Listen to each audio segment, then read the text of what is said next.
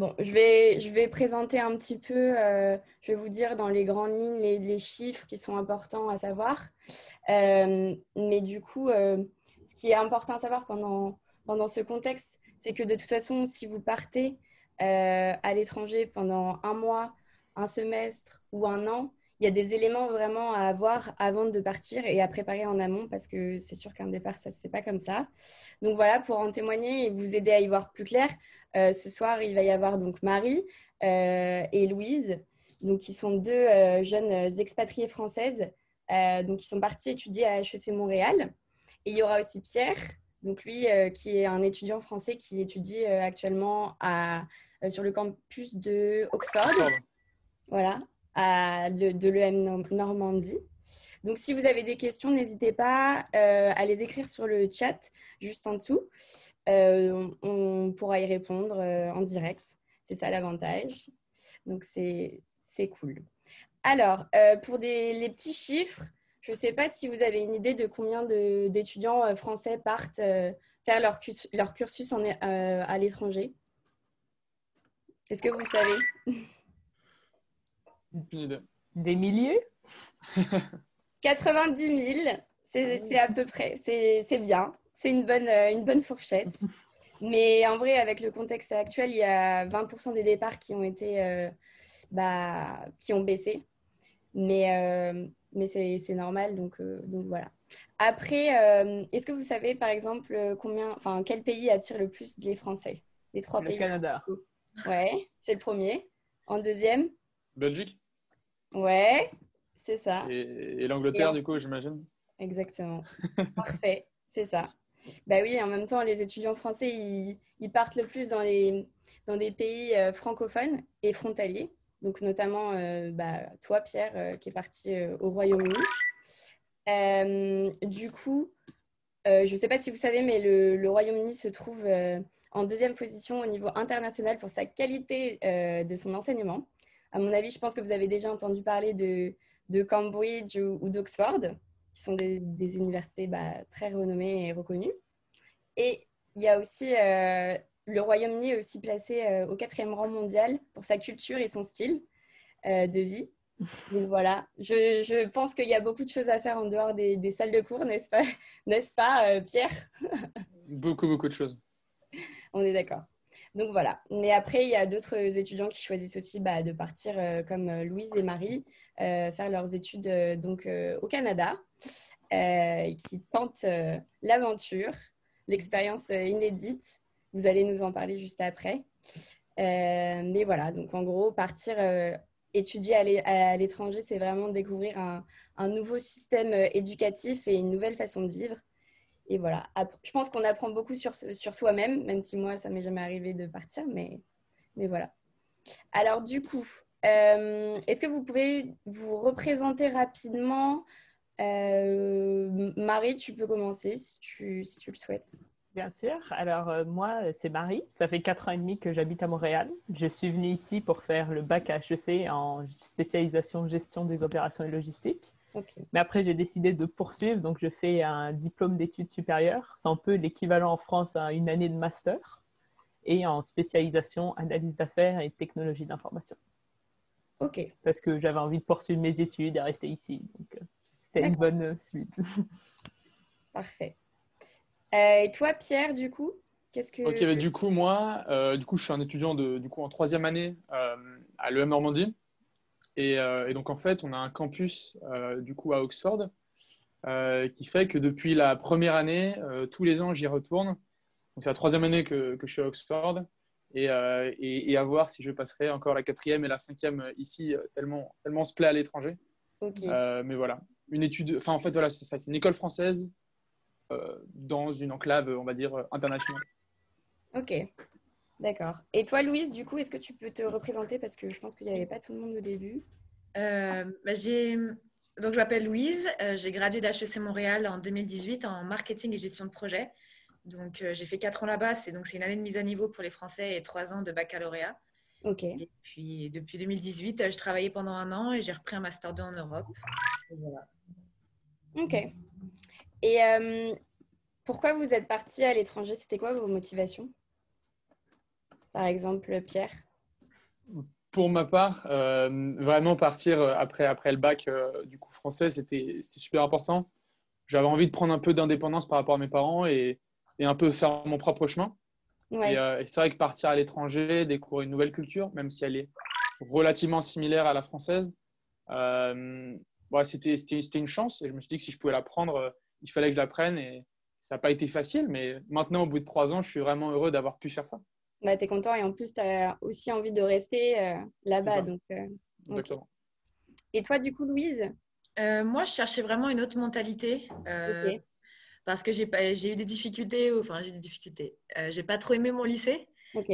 J'ai retapé, je suis passée de S à ES et finalement, je trouve qu'à Montréal, la mentalité est tellement agréable. Il y a pas, c'est pas que un focus sur les cours. Moi, je me souviens, mon premier jour, on nous a dit, mais si vous avez que 15 heures de cours par semaine, c'est aussi pour vous impliquer dans une asso, travailler à côté, faire votre machine, faire vos courses. Donc, c'était vraiment cette mentalité-là que je cherchais. Et puis, pareil, l'école en soi proposait des cours en espagnol. Et j'étais meilleure à l'époque en espagnol qu'en anglais. Et donc, je À voulais l'époque. continuer là-dedans. Ça a changé depuis, mais Ok. Et toi, du coup, Marie? Et moi, personnellement, j'ai jamais habité en France. Pour le travail de mes parents, j'ai toujours habité à l'étranger.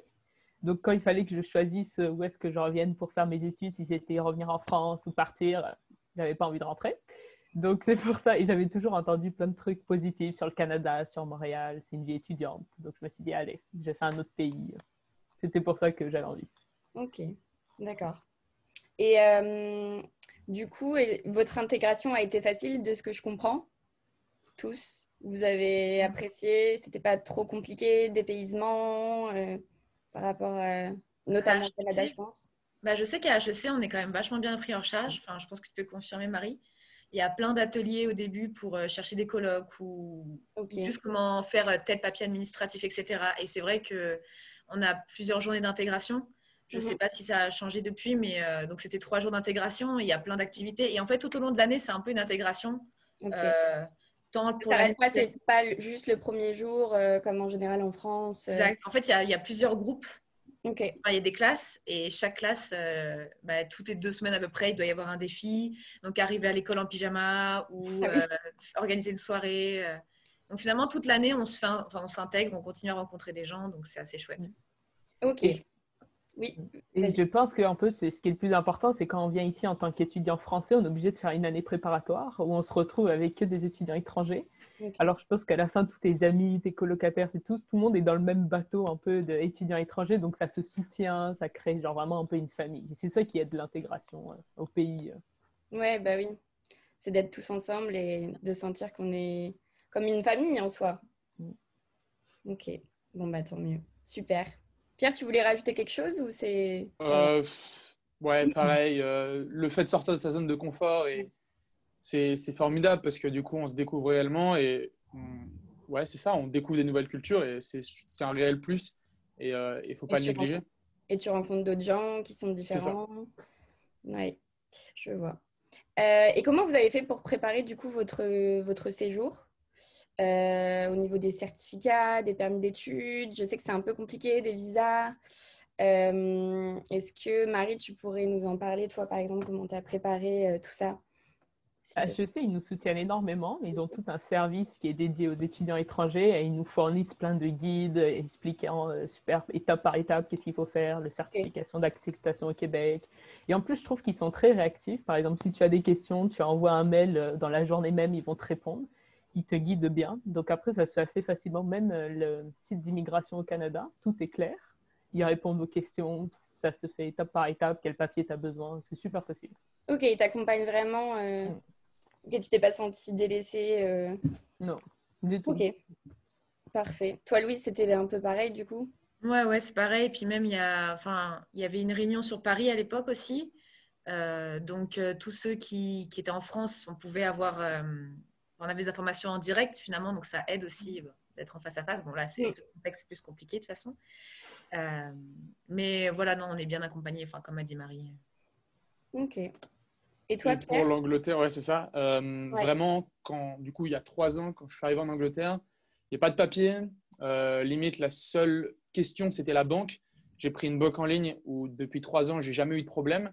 Et il y a juste cette année où il faut du coup ce visa, ce pre-settlement status. Et donc ça, pour le coup, j'ai mis, je crois, 15 minutes à le faire il y a 1 mois et demi, 2 mois. Et une semaine après, j'ai reçu la confirmation que le dossier était accepté et que du coup, pour début janvier, ça serait bon. Et vraiment, la facilité, enfin, c'était vraiment super simple, quoi. Ok. Bon, t'as Il pas n'y avait pas besoin de… Enfin, c'est vraiment très, très simple de venir en Angleterre pour le coup, Ok. pour étudier. Mais Ok. là, avec le contexte, je me suis renseignée un peu et apparemment, ça a pas, tout ce qui est démarche pour aller au Canada, étudier au Canada, n'ont pas évolué. C'est juste un peu plus long apparemment pour avoir le permis d'études. Ouais, C'est beaucoup plus long. Je crois que ça a beaucoup plus long, ouais. C'est clair. Enfin, c'est ce que j'ai vu aussi. Voilà. Ouais. Après, je sais que pour l'instant, je crois qu'on ne peut pas rentrer sur le pays ou sortir avant le 21 janvier, je crois. Normalement, quand on est étudiant étranger, maintenant, ils peuvent revenir. Ah bon? Ok, Ouais. d'accord. Ils ont rouvert les frontières, pas pour les touristes, mais les étudiants, si ils ont accepté ton permis d'études, tu peux revenir. Ok, Ouais. d'accord. Ok, d'accord. Et du coup, comment ça s'est organisé par rapport pour postuler à HEC Montréal? C'était compliqué? Vous avez dû postuler sur Parcoursup ou directement sur le site de l'école? Comment vous avez fait pour votre dossier et tout ça?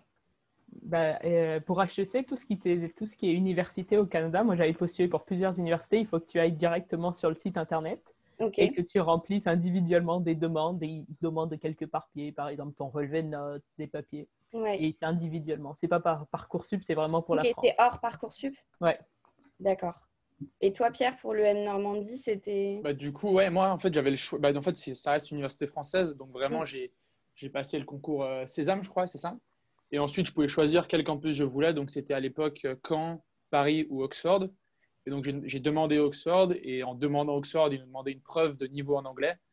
Du coup, je l'avais déjà passé dans l'année. Et donc, voilà, juste montrer ma preuve. Et en fait, 2 semaines après, 3 semaines après, 1 mois après, je me souviens plus, on m'a dit que j'avais Oxford. Donc, je suis venu vraiment ensuite. Ok, d'accord. Et j'ai une petite question. Est-ce que vous pensez qu'on a besoin d'être bilingue pour partir dans un pays étranger ou que ça soit sa langue maternelle, où on peut aller où on veut? Euh, Pierre ou Ouais, Louise? ou Louise. non, Louise, vas-y. hein. Ok, très bien. Bah, pour le coup, du coup, pour venir à Oxford, le niveau requis est vraiment pas très haut. C'est pas du tout un niveau bilingue. C'est juste un niveau maîtrise des bases. Enfin, la plupart des personnes qui ont juste le niveau pour passer vont arriver à Oxford, vont avoir du mal pendant 1 mois en cours. Mais Mhm. du mal, c'est juste pour suivre un cours du début jusqu'à la fin. Mais en fait, au bout d'1 mois, la personne ressort déjà avec un niveau qui a doublé. Euh, Parce qu'encore une fois, c'est le fait de sortir de sa zone de confort et de faire quelque chose de différent où en fait, bah, le cerveau s'habitue et en fait, c'est assez simple pour le coup. Donc Et vraiment, pas très compliqué. tu as dû passer un test, je suppose. Ouais, T'as passé… je crois qu'il y a 3 tests ou 2 tests. L'IELTS, c'est le TOEIC. Pour le TOEIC, Ouais. il fallait 750 et le IELTS plus de 5. Et Il y a encore le une fois, TOEFL. mais je ne crois pas que le TOEFL est un équivalent où on puisse rentrer dans l'école, pour le coup. Mais Ok. ça fait partie des grands tests, c'est sûr.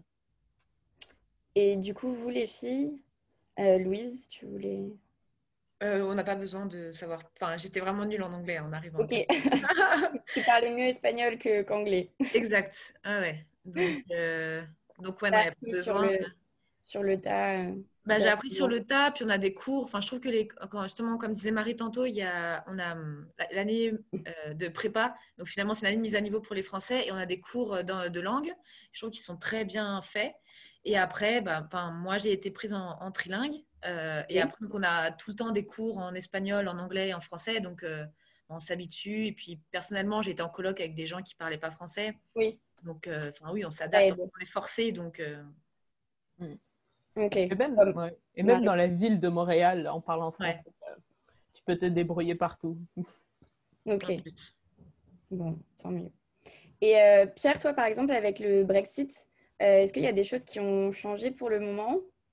Pas pour l'instant. Bah là, on sort tout juste de confinement, donc là, c'est un peu le retour à la vie Ouais. normale.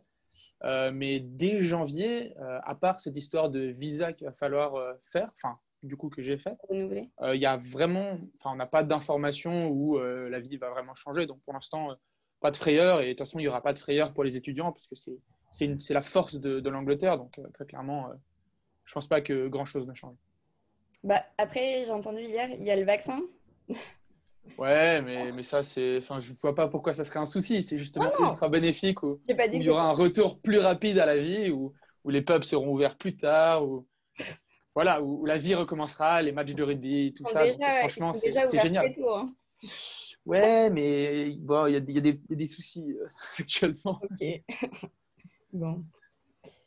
Et vous, les filles, c'est pareil avec le contexte, il y a des choses qui ont changé par rapport au Canada?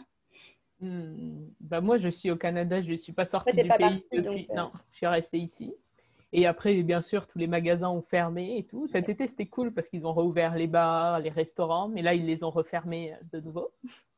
Et ils ont repoussé la date. Chaque fois, ils repoussent, ils oui. repoussent. Mais bon, on s'habitue. Ok.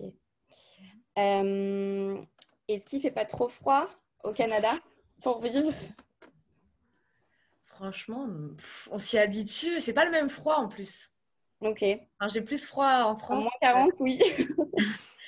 Le ressenti -40, on le sent. Mais après, en vrai, moi, j'ai plus froid à Paris quand il fait 0 qu'à Montréal quand il fait -10 Ok. ou -20. Oui, c'est différent. Le froid est différent. Puis, avec le réchauffement climatique, il fait de moins en moins froid aussi. Donc, Mm. voilà. Et Ok. moi, par exemple, après, je pense que la plupart des Français, ils n'aiment pas l'hiver, mais moi, j'aime bien. Moi, j'adore. Moi, Je j'adore. pense que ça dépend des gens. Ouais. Donc, comme j'aime bien l'hiver, moi, ça me dérange pas. C'est juste que c'est long.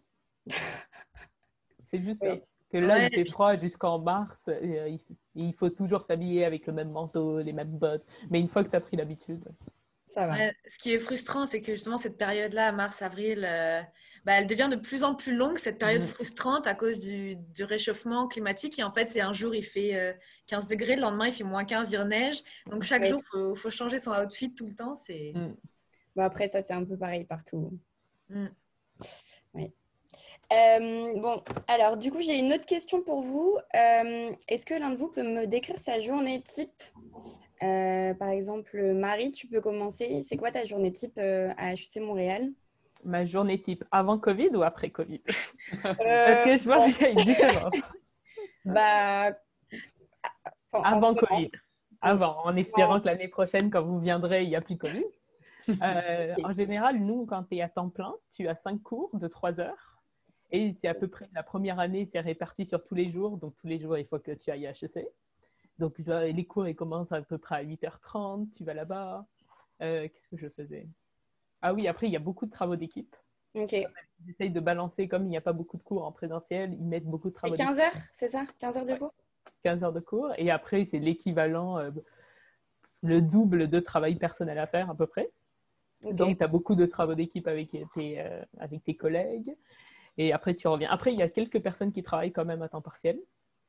Moi, pendant mon bac, je ne travaillais pas pendant temps partiel, mais en ce moment, je travaille. Donc, il faut s'arranger les horaires, les cours. Mais il y a cette flexibilité. Ok. Et toi, Louise? Bah, bon, alors, par rapport à HC Montréal, c'était un petit temps, mais c'était ça. Enfin, puis finalement, au fil des années, on choisit nos cours. Donc, comme disait Marie, là, au début, on a un cours par jour. Et après, finalement, si tu veux te faire 4 jours de week-end, tu peux. Et donc, tu mets tous tes cours. Faut vraiment être au taquet sur la plateforme.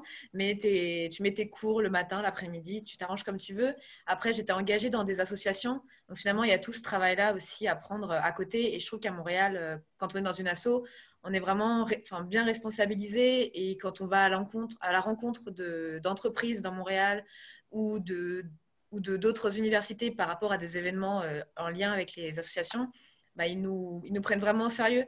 Donc finalement, ça fait une implication aussi à côté qui est vraiment enrichissante et intéressante. Ok.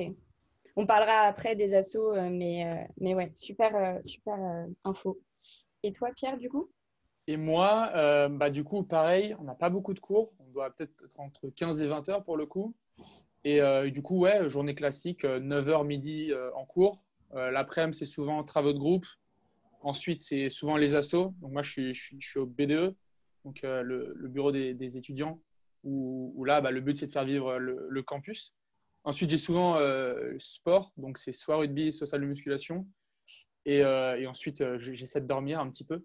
Et en plus de ça, j'ai aussi un contrat, j'ai un CDD à temps partiel chez Decathlon.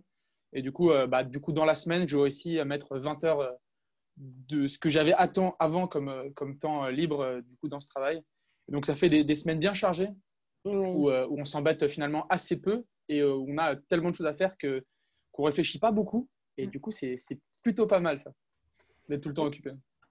Non, mais oui, c'est bien. Ok. Et en plus, Excusez-moi, tu m'entends, Lucie? oui. Bonsoir. Il y a Solène qui demande dans la conversation, je ne sais pas si vous avez eu la question, est-ce que vous pensez qu'il vaut mieux commencer ses études supérieures en France, comme valider sa licence et ensuite partir continuer au Canada, ou ce n'est pas la peine? Moi, je dirais, ça dépend un peu si est-ce qu'elle veut rester après au Canada plus tard. Si par exemple tu veux venir vivre au Canada, je pense qu'il vaut mieux commencer ici, comme ça tu es déjà dans le système. Après, tu peux avoir des visas pour rester plus facilement. Et même les employeurs, ils reconnaissent beaucoup plus leur diplôme local que les diplômes plus français. Mais après, si c'est faire une licence en France et venir faire un master, après c'est faisable aussi. Ça dépend quand c'est que tu es prête à venir à l'étranger. Ça dépend de ce que tu recherches, effectivement. Si tu ressens le besoin de partir, de découvrir une autre culture, un autre pays à 18 ans, bah, go for it. Et puis, si c'est plus tard, bah, tu y vas plus C'est tard. clair. Moi C'est une aussi, question. je suis plutôt de cet avis-là. Si tu as l'occasion de partir dès tes 18 ans, bah, pourquoi pas. Et de toute façon, tu peux revenir pour ton master, tu peux revenir quand tu veux au final. Il y a des passerelles qui sont tout le temps possibles. Donc vraiment, c'est une occasion. Donc en fait, autant la prendre et voilà, découvrir. C'est sûr. Merci pour J'espère ta qu'on a réponse. répondu à ta question. Elle va peut-être répondre dans la conversation, mais j'imagine que oui. Mais n'hésite pas si tu as d'autres questions, Solène. On est là pour ça. Donc voilà. Donc Pierre, tu parlais du fait que tu avais un petit job. Après, ça existe aussi en France. On a parfois tous eu le besoin de le faire pour financer nos études. Est-ce que vous trouvez que c'est coûteux, par exemple au Canada, enfin de faire ses études au Canada? Donc là, Louise, qu'est-ce que tu en penses Moi, je suis passée juste avant une réforme. Ok. Donc, Oh. Les chanceux, ça. Quelle est-elle? donc, ça me coûtait vraiment pas cher de, d'étudier au Canada. C'était vraiment pas cher. Et ouais, enfin, franchement, entre prendre une école de commerce en France et après, en plus, payer un loyer si c'est pas chez toi, bah, clairement, ça valait beaucoup plus le coup de partir à Montréal. Depuis, je sais que ça a augmenté les frais, mais ça reste moins cher que les internationaux. Parce qu'en fait, à Montréal, à HEC Montréal, il y a trois levels. Il y a un prix pour les Québécois, un prix pour donc un tarif pour les Québécois, un tarif pour les Français et les Canadiens hors Québec et un tarif pour les internationaux. Ok. Donc voilà, après, je sais plus je sais plus si ta question c'était juste sur les frais de scolarité ou c'était sur tout le reste en général. Non, en vrai, en général, la vie au Canada et notamment les logements, je sais que potentiellement ils étaient moins chers avant du coup. Enfin, ils sont moins chers qu'en France, ça c'est sûr. Ouais, ça c'est sûr, je pense. Mais après, vas-y Marie, si tu veux, pour les frais de Mais moi, je scolarité. suis passée après la réforme, quand ça a augmenté les prix. Oui. Okay. Mais je dirais que, par exemple, si on compare faire une école de commerce en France, au final, c'est l'équivalent. La Oui. vie de Montréal, c'est l'équivalent de payer 12 000 euros en France et payer ici avec le niveau de vie et tout. Okay. Et il y a beaucoup d'étudiants qui soit ont des prêts, soit ils travaillent. On peut travailler jusqu'à 20 heures, mais il y a beaucoup d'étudiants, même sur le campus, qui travaillent juste 10 heures pour récolter un peu plus. C'est super faisable. Ouais. Et du coup, toi, Pierre? Et du coup, moi, pareil, ça doit être le prix. Enfin, moi, j'ai le même prix qu'une école de commerce en France à l'année. Ensuite, il y a juste le logement où c'est du coup plutôt cher. C'est le prix d'un truc tout petit en chambre de bonne à Paris. Et ensuite, la vie ici. Et pour le coup, je pense beaucoup moins cher qu'en France. Rien qu'une bière en pub, ça sera 2 fois moins cher qu'à Paris, par exemple. Ou que même une petite ville en France. Et ensuite, du coup, moi, vu que je travaille, c'est sûr que c'est des frais qui sont forcément déduits de ce travail. Et Ouais. puis, il y a les bourses, forcément, bourses du Ouais, mérite, j'allais vous demander toutes ces les bourses. aides. Il y a des aides et des bourses particulières qu'on peut demander. Donc, faut pas hésiter. Mm. Il y a toujours des aides de l'école, des universités. Et voilà. Bon, sinon, on va parler de la vie étudiante. Comment ça se passe pour vous? Pierre, je te laisse commencer. Ouais, il y a pas de souci pour ça. Vie étudiante, il y a vraiment beaucoup d'assauts. Alors, nous, ici à Oxford, on a un petit campus. On est 230. Au deuxième semestre, on sera 300. Mais vraiment, ouais, il y a une dizaine d'assauts de tous les goûts, donc que ce soit œnologie, sport, débat, enfin voilà, il y a tout plein de trucs. Et vraiment, c'est formidable parce que toutes les semaines, il y a 2, 3, 4 events. Alors cette année, avec le Covid, c'est un peu compliqué parce qu'on ne peut pas forcément se voir. Mais donc les 2 années dernières, toutes les semaines, on est occupé. Et puis encore une fois, on n'a pas beaucoup cours. Donc on a quand même le temps de développer tous ces soft skills et de rencontrer des gens. Donc voilà, une semaine classique, on fait 2, 3 events, des after-work ou dans des bars, on se retrouve et c'est plutôt cool. Et avec le Covid, vous n'avez pas mis en place… Du coup, avec le Covid, il y a beaucoup moins de présentiel. Enfin, il n'y a pas de présentiel en fait. Oui. Donc on fait surtout des Zooms où voilà. c'est des quiz, des petits apéros ensemble et des événements sportifs, des défis. Voilà. Pour pas perdre le lien en soi. C'est ça. On essaie de s'adapter et donc ça, c'est le gros challenge de toutes les assos qui doivent trouver des solutions plutôt numériques pour occuper les étudiants. Ok. Et toi, Marie, du coup, tu es dans une asso? Oui, à HEC Montréal, je pense qu'ils poussent énormément les assos. Dès qu'on arrive, tout le monde est dans des assos, il faut s'impliquer, il y a pour tous les goûts et tout. Moi, je m'étais beaucoup impliquée dans un comité gestion des opérations et logistique. C'est pas le plus cool, il y en a qui sont un peu plus fêtards, mais bon, moi j'aimais bien ces comités, on faisait quand même pas mal d'événements, de réseautage, et je pense que même si vous venez ici, c'est le moyen de rencontrer des Québécois, de rencontrer des entreprises, de s'impliquer. Plus si on s'implique, mieux le parcours va se passer. Et là, actuellement, pendant mon DESS, je fais plus d'associations parce que comme c'était en ligne et tout, et je travaille en ce moment, donc j'ai pas le temps. Mais quand on travaille pas, je pense que c'est faisable. C'est recommandé. Ok. Et toi, tu étais dans des assos, t'as dit? Ouais, j'en ai fait plusieurs sur les différentes années. Mais ce qui est bien à HEC, c'est qu'il y a vraiment enfin, c'est vrai qu'il y a beaucoup d'assos différentes, mais il y en a vraiment une pour chaque spécialisation. Pour Marie, c'est ça, c'était gestion des opérations logistiques. Et après, il y en a vraiment de tout type. Moi, personnellement, j'ai été dans une asso qui intégrait les gens en échange, dans une asso d'entrepreneuriat et dans une asso pour les gens en école qui font de l'économie du social, la tech. Mais donc, ouais, non, franchement, c'est super enrichissant. Il y a plein d'événements tout le temps. En fait, c'est ça, HEC Montréal, il ne faut pas se laisser déborder aussi par tous les événements qu'il y a. Il y en a plusieurs par jour. C'est assez intense. Plusieurs par jour, carrément? Ouais. Il y a plus d'événements que de jours dans l'année. Il y a plus d'événements que de cours que de jours dans l'année. Je pense aussi. Ok. Et du coup, est-ce que vous pouvez me donner votre ressenti global sur vos expériences? Louise, toi, du coup, tu as adoré? Ouais, j'ai vraiment adoré. Enfin, moi, pendant 3 ans, mes 3 premières années, je me voyais habiter là-bas. Après, pour des raisons personnelles, je me suis dit qu'il fallait que je rentre. Mais j'ai adoré l'école. Enfin, je trouve que c'est vraiment une mentalité de… T'as adoré l'école plus en même temps la vie là-bas? Oui, tout à fait. C'est ça. Je trouve que j'ai eu des cours de qualité. En termes de mentalité, c'est super agréable. En fait, moi, c'est ça. En France, ce que je critiquais, c'était un peu l'élitisme français, que les cours, les notes. Alors que là, c'était pas le cas. Et puis, tout le monde est sympa. On arrive quelque part, on se tutoie. Notre responsable de cycle, au début, nous avait dit, si vous vous voyez, je vous répondrai pas. Donc, c'est vraiment agréable. Il y a une proximité qui se crée. Et ouais, j'ai adoré. C'est génial. Ok. Et les professeurs, d'ailleurs, le corps professoral est bien aussi, c'est ça? Oui. Oui. Ok. Bon. Super. Et toi, Marie? Oui, moi, pour ma part, c'est une super expérience.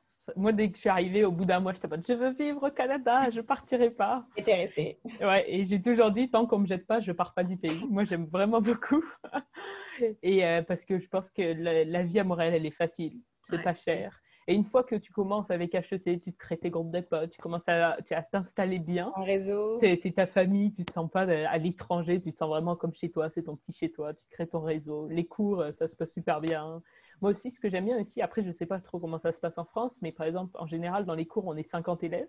Ouais. Et les professeurs, tu as vraiment l'impression qu'ils essayent de te faire du soutien, qu'ils t'apprécient, tu peux les contacter quand tu veux, que tu es bien soutenu, qu'ils sont là pour t'aider.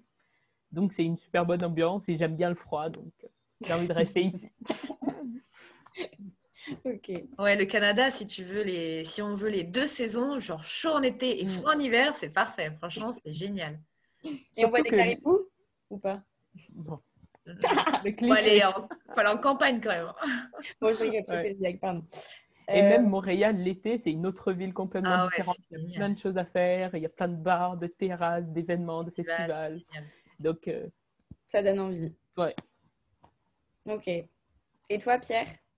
Mais pareil, Ressenti, ouais, vraiment trop cool. Rencontrer des Anglais et en plus Oxford, c'est une ville qui est super internationale. Donc je sais que, enfin, rien que dans mon équipe de rugby, on est une dizaine de nationalités. Chez Decathlon, il y a plus d'internationaux qui travaillent dans le magasin que d'Anglais. Donc ouais, vraiment, vraiment formidable. Et que dire de plus? Bah, il y a 1 milliard de bars. Forcément, les pubs en Angleterre, c'est une religion et c'est une religion où on est obligé d'adhérer et on se convertit assez rapidement. Ça doit être pareil à Montréal. De toute façon, c'est la vie étudiante, j'ai envie de dire, et c'est tout ce qu'on demande. Mais sinon, ouais, ouais, voilà. t'adores, t'es content. Ouais, c'est ça. Les profs sont vraiment cool. En comparaison à du coup l'EM Normandie sur les autres campus de France. Ici, on n'a vraiment pas de profs, on a des intervenants qui sont vraiment des gens qui ont réussi dans la vie, professionnellement parlant, et qui viennent nous enseigner ce qu'ils ont appris de leur expérience professionnelle et pas de l'expérience académique, ce qui est super différent de la France, évidemment. C'est ce que Louise disait au niveau des notes et de l'académique. Ici, vraiment, les soft skills sont tellement demandés comparé aux hard skills, donc toutes les notes. Et donc ça, c'est vraiment quelque chose que je recherchais après un lycée que j'ai détesté aussi. Et du coup, l'international était la meilleure solution pour moi. Et voilà, donc là, par exemple, j'ai un prof d'éthique qui enseigne à l'université d'Oxford. Et bah, c'est une réelle chance. Il enseigne quand même à des gens qui sont dans le top, je ne sais pas combien mondial, et qui nous enseignent ensuite les mêmes choses. Donc, je pense que c'est une réelle chance. Ouais, c'est sûr. Ok, bah super. Est-ce qu'il y aurait des choses que vous auriez fait différemment ou pas? Par exemple, Marie, je te vois. Mais Non? Honnêtement, Non, rien. Je pense que moi, c'est pour ma spécialisation, je me serais davantage renseignée. ah oui, oui. Parce que du coup, oui, t'as changé. Bah, de toute façon, après, on peut pas refaire. Enfin, je veux dire, j'avais pas les connaissances que j'ai aujourd'hui non plus. Oui. Mais c'est vrai qu'à l'époque, j'hésitais déjà avec certaines choses que je fais maintenant. Et je me dis, ah, c'est con, j'aurais dû le faire à l'époque. Enfin, ça aurait été. J'aurais déjà été les pieds dans le bain, quoi. Ouais, mais Donc, après, c'est sûr qu'il faut un temps et tout à fait. c'est aussi, ça fait partie du processus. Tu peux pas savoir Ouais, directement tout ce qui va te plaire et ce qui t'a amené à ce que tu fais maintenant. Bah, peut-être que si tu l'avais pas fait avant dans une autre filière, bah, tu serais pas arrivé jusqu'au bout, quoi. tout à fait. Il y a juste une question de. Je vois pas le Ah, prénom en entier, mais ouais, ta spécialisation. on l'a choisi en en moitié. deuxième année. Ouais, c'est ça. Donc en gros, c'est la deuxième année, mais c'est la troisième année à Montréal, si on inclut l'année de mise à niveau. Donc c'est à la moitié de la deuxième année, tu choisis tes cours. Donc si tu veux prendre des cours de généraux et mixer avec des cours de spé, tu peux le faire dès la deuxième année. Et comme c'est un tronc commun, au final, on fait tout un cours d'introduction, par exemple, de finance, de comptabilité. On essaye tout un peu toutes les spé. Et en fonction de qu'est-ce qui te plaît, et après, tu peux choisir ta spé. Genre, on a un peu un aperçu de tout. Il y a une petite question dans le chat. En quelle année as-tu choisi ta spécialisation? Oui. Je viens d'y répondre. Elle vient d'y répondre. Autant pour moi. C'est pas grave. Ok. Et du coup, est-ce que vous avez des projets futurs que vous souhaiteriez partager avec nous? Ou peut-être que c'est confidentiel, ou que vous avez pas envie, il n'y a pas de souci. Mais est-ce que, Pierre, tu peux nous en dire plus sur tes Pour la projets? suite, Ouais. moi, la suite, là, je suis en réflexion sur mon master. grosse réflexion sur qu'est-ce que je fais pour mon master. Est-ce que je pars de l'EM Normandie? Est-ce que je reste à l'EM Normandie? Est-ce que je reste à Oxford? Est-ce que je retourne sur un campus français? Est-ce que je fais de l'alternance? Pour l'instant, ça avance pas beaucoup. Je me concentre surtout sur mon deuxième semestre et sur mon stage de l'été qui arrive. Mais a priori, ouais, c'est continuer dans l'international, continuer dans une branche que j'ai découvert et que j'aime beaucoup maintenant. Et ouais, rester ouvert à ce qui peut arriver dans la vie et prendre les opportunités directement et pas les laisser s'échapper. C'est beau ce que tu dis. Ouais, mais c'est pourtant la vérité. Ça fait vraiment poésie écrite et tout. Et vraiment, non, c'est vraiment ce que je ressens réellement. Ouais, c'est ça. Ok, bon, bah cool. Et toi, Marie? Moi, comme projet, parce que moi, je gradue la session prochaine. Yes. Et mon projet, c'est de rester ici. Donc, il faut que je me trouve un emploi. Ok. Donc, actuellement, parce que je sais pas encore. Parce qu'en ce moment, je travaille sur une start-up. Donc, alors, moi, mes questionnements, c'est est-ce que j'ai envie de continuer à travailler dans une start-up à temps plein plus tard ou dans quel milieu j'ai envie un peu de travailler. Donc, c'est plus. Mais je sais que j'ai envie de rester à Montréal encore quelques années. Elle est dans quel domaine, ta start-up? Elle est dans le commerce intelligent. Ok, super. Et ça te plaît? Oui, ça me plaît. Okay. J'aime bien comme travail à temps partiel, mais je ne sais pas si je le ferai à temps plein. C'est pour ça. Ok. Et c'est quoi tes missions? Mes missions, moi, je fais plus de la gestion de projet. Parce qu'on lance une plateforme et je m'occupe un peu de tout dans une start-up. Là, en ce moment, je fais de la vente, après du marketing. Ouais. Ouais. On connaît les start-up. C'est génial. Non, mais c'est cool, en vrai, moi, je trouve. Et toi, du coup, Louise? Depuis HEC, j'ai bien changé de chemin. Ouais. Donc, j'avais travaillé dans une grosse association, puis après dans une start-up également, et jusqu'à ce que je fasse mon master en politique européenne, que j'ai gradué en juin dernier. Là. Okay. Et depuis, je pensais pas qu'il y aurait une deuxième vague de. Enfin, je pensais. Si, mais je pensais pas que ce serait. J'avais pas fait le lien que ce serait compliqué pour trouver un travail. Donc, j'ai pris mon été pour faire du bénévolat dans des fermes. Et bon, ça fait 2 mois que je cherche du travail, il n'y a pas grand-chose. Okay. Donc, là, j'ai envoyé beaucoup de candidatures et ça serait pour travailler dans le domaine environnemental, en com ou chargé de projet. Et puis aussi, je regarde des institutions européennes. Voilà. Ok, d'accord. Bon, ça va. En vrai, je pense que ça va avancer dans quelques semaines. Ça avancera quand tout ça sera un peu passé. Est-ce que vous auriez un conseil aux étudiants qui ont envie de partir ou aux jeunes qui ont envie de partir à l'étranger? Marie? Ouais, moi, je dirais fonce. J'ai pas entendu. Je dirais fonce, il faut y aller. Ok. Oui, parce que je pense qu'on est jeune et on n'a pas encore trop les responsabilités quand on sera plus vieux, des adultes, des enfants, une maison. Donc, c'est le moment de se dire, on prend tes valises et part à l'étranger, c'est une expérience. Et de toute façon, si ça se passe mal, tu peux revenir en France du jour au lendemain. C'est clair. Et en général, par exemple, au Canada, je connais personne qui est reparti. Parce que ça se passe super. En général, ça se passe bien. Sauf Louise. Sauf plus tard, après pour les. Mais en général, ça se passe bien. Donc, c'est le moment quand on est jeune. Ok. Non, mais c'est vrai, la plupart de mes amis sont restés au Canada. Ok.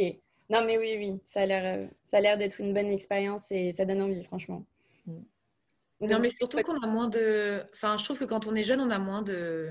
Enfin, Ouais, on a des attaches, mais je trouve que plus on grandit, plus les attaches sont fortes. Et donc, c'est encore plus dur de partir de quelque part, finalement. Enfin, moi, je sais que partir de Montréal, c'était un déchirement aussi. Donc, Mais tu vas peut-être revenir. Peut-être. mais après, voilà. Donc, finalement, plus on est jeune, on est plus insouciant. Donc, c'est le moment d'y aller en tant que tel. Et puis, c'est beaucoup plus enrichissant parce qu'on sort de notre zone de confort, on apprend tellement de choses. Notre cerveau, il commence à jongler entre les langues. Non, franchement, c'est chouette. On devient trilingue, carrément.